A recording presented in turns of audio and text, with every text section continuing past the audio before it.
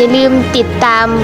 พ่อใหญ่หนวดงอก Channel Don't forget to subscribe to White Mustache Channel YouTuber from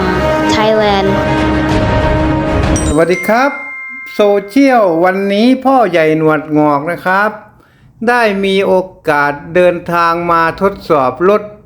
ที่พ่อใหญ่หนวดงอกประกอบเองนะครับใช้เวลาเพียง1 วันนะครับประกอบเองแต่ว่ามันถีบไม่ได้เหมือนจักรยานนะครับก็เลยต้องขี่รถไปหาเนินนะครับ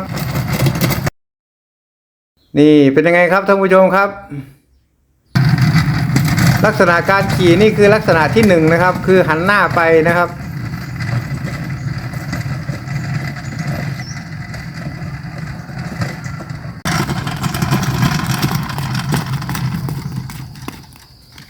สวัสดีครับโซเชียลวันนี้พ่อใหญ่หนวดงอกนะครับมาสาธิตการใช้อันนี้รถที่ยังนี่ครับเรามาดูกันเลยนะครับว่าส่วนประกอบของรถคันนี้มีอะไรบ้างนะครับให้ประกวดตั้งชื่อว่ารถอันนี้คือรถอะไรเวลาเขาอยู่สิคือรถเข็นนะครับท่านผู้ชมครับเวลานั่ง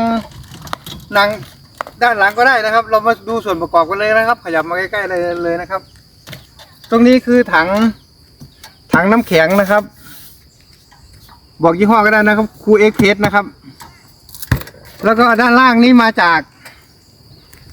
ด้านล่างนี่คือล้อรถไฟฟ้านะครับตรงนี้คือจักรยานนะครับส่วนของแฮนด์จักรยานนะครับแล้วก็ตรงนี้ก็คือส่วนของสกูตเตอร์นะครับสกูตเตอร์ส่วนล้อนี้มาจากล้อ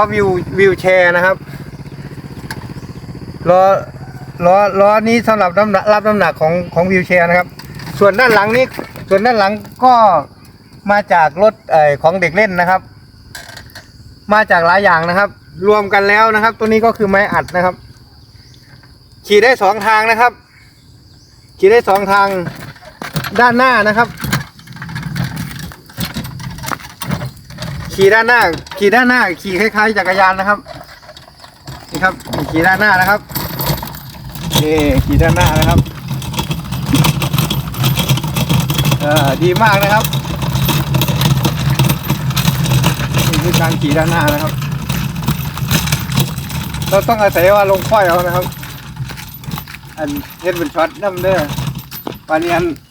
และสามารถขี่ด้านหลังก็ได้นะครับ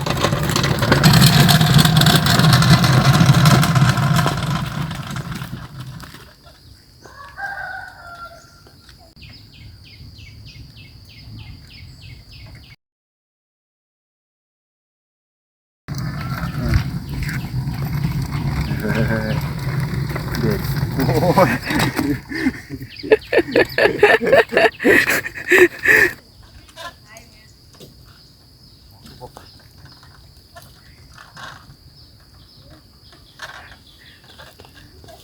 เดี๋ยวหอยกินก่อนเลย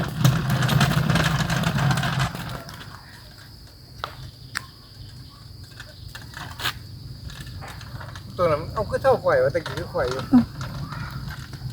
ไม่ข่อยก็คือถ้าอยากให้เร็วก็หมุนเท้าตรงนี้ได้นะครับ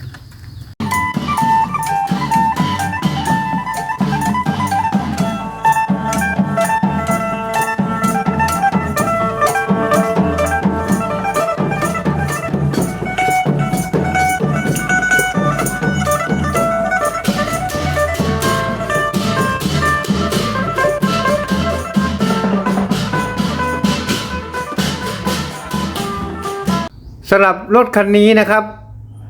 คนพิการรู้สึกว่าจะเล่นไม่ได้นะครับเพราะว่าต้องได้เข็นขึ้นไปตรงที่เนินๆนะครับภาษาลาวก็คือยูขึ้นไปมองโน่นๆเราจังปล่อยมันไหลลงมานะครับเด้อเป็นรถที่ไม่ใช่รถคนพิการนะครับเป็นรถคนแข็งแรงเพื่อออกกำลังกายนะครับ ค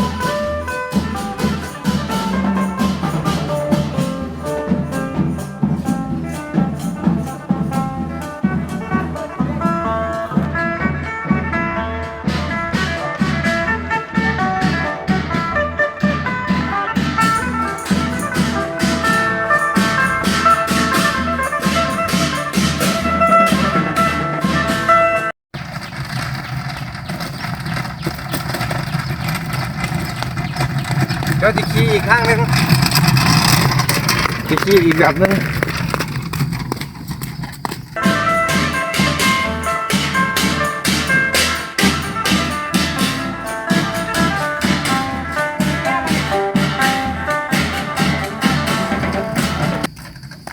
แล้ววันนี้สิขี่รถอะไรไปไหนอ๋ออยากเห็นก็แข็งแรงไม่ได้หนวดหรอก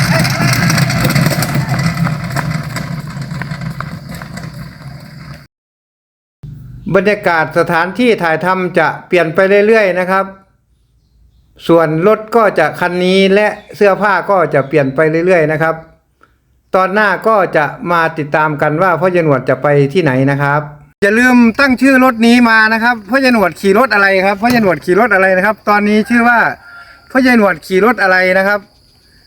ซึ่งยังไม่เคยมีในโลกนะครับเป็นนวัตกรรมนะครับรวมจากหลายๆอย่างนะครับสำหรับตอนพ่อใหญ่หนวดงอกมาขี่รถอะไรต้องขอลาคุณผู้ชมไปก่อนนะครับแล้วพบกันใหม่ตอนหน้าอีกหลายๆตอนนะครับสวัสดีครับ